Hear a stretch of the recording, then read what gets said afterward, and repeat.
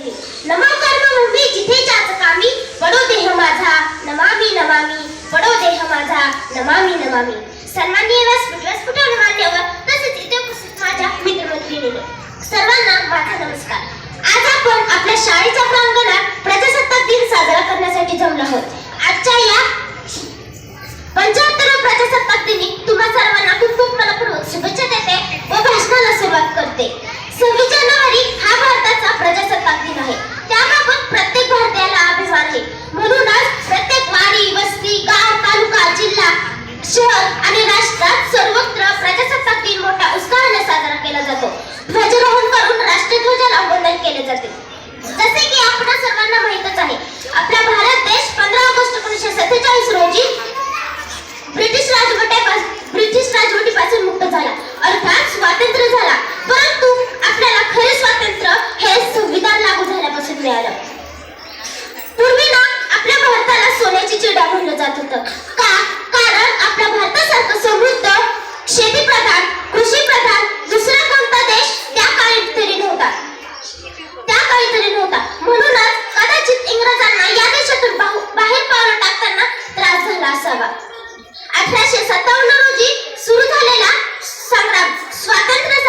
स्वातंत्र्य यज्ञ अखेरीस 15 ऑगस्ट 1947 ला शांत झाला आणि 26 जानेवारी 1950 रोजी भारत देश प्रजासत्ताक झाला.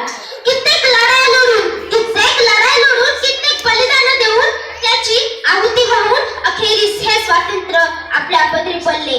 स्वातंत्र्य या शब्दाचा अर्थ तीच व्यक्ती समजू शकते ज्याने कधी पारतंत्र्य पाहिले असेल, गुलामगिरीत राहिला असेल. स्वातंत्र्य या शब्दाचे मूल्य शब्दात सांगता येणार नाही, एवढे मोठे आहे. परंतु आज आपण हे विसरत चाललो आहे की आपण ज्या स्वातंत्र्य भारतात राहतो त्याला स्वातंत्र्य करण्यासाठी आपल्या पूर्वजांनी वर्षानुवर्षाच्या लढ्याविरुद्ध इंग्रजी सरकारचे अत्याचार सहन केले, बलिदान दिलं, हसत फाशीच्या दोरखंडाचं चुंबन घेतलं, बलिदान दिलं. तेव्हाच पाहता आली स्वातंत्र्याची पहाट.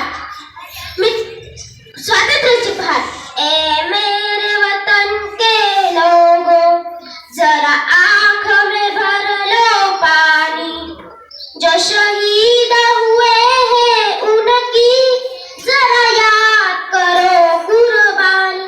मित्रांनो, भारत, हिंदुस्तान, इंडिया ही नावं तोंडावर जरी आली ना तरी रक्त सळसळायला लागतं. आपले मन अभिमानाने उंचवते. जेव्हा तो तिरंगा आपल्या समोर फडकत असतो ना तेव्हा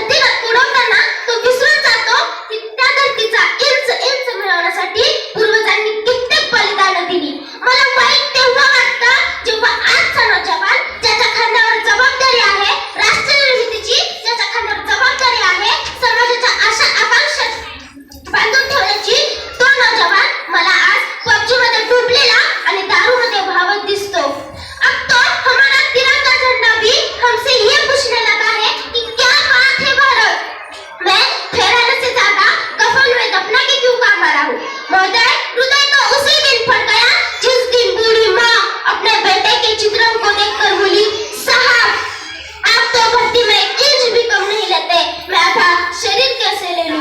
महोदय, इन मानव अधिकारों के कारण इन आतंकियों के बंगलों की यहाँ की नाफानी हस्ती है और शहीद हुए जवान की आंगन की तुलसी रोती है। जब एक शहीद हुए जवान की विधवा की वेदना चीख चीख करे कहती है, प्यार भी भरपूर गया, मांग का सिंदूर गया, नन्हे नालियों की लंगोटियां चली गई, छोटी छोटी बेटियों की चोटियां चली गई। आपके लिए तो एक आदमी मरा है साहब, मेरे घर की तो रोटियां ही चली गई। मेरे घर की तो रोटियां चली गई। फक्त 52 सेकंद राष्ट्रगीत म्हणल्याने कुणी राष्ट्रभक्त होत नाही ना, फक्त 15 ऑगस्ट 26 जानेवारीला वंदे मातरम म्हणल्याने कुणी राष्ट्रभक्त होत नाही, फक्त सैन्यामध्ये भरती होऊन कुणी वीर सैनिक बनत नाही। आपण राष्ट्रभक्ती म्हणू तर कशाला म्हणू? राष्ट्रभक्त होतं ते राष्ट्रभक्तीच्या भावनेनं, राष्ट्रभक्त होतं ते बंधुत्वाच्या भावनेनं, राष्ट्रभक्त बनता येतं ते देशासाठी केलेल्या प्रत्येक प्रयत्नानं, राष्ट्रभक्त बनता येतं ते कर्तव्यनिष्ठेने आणि इमानदारीने।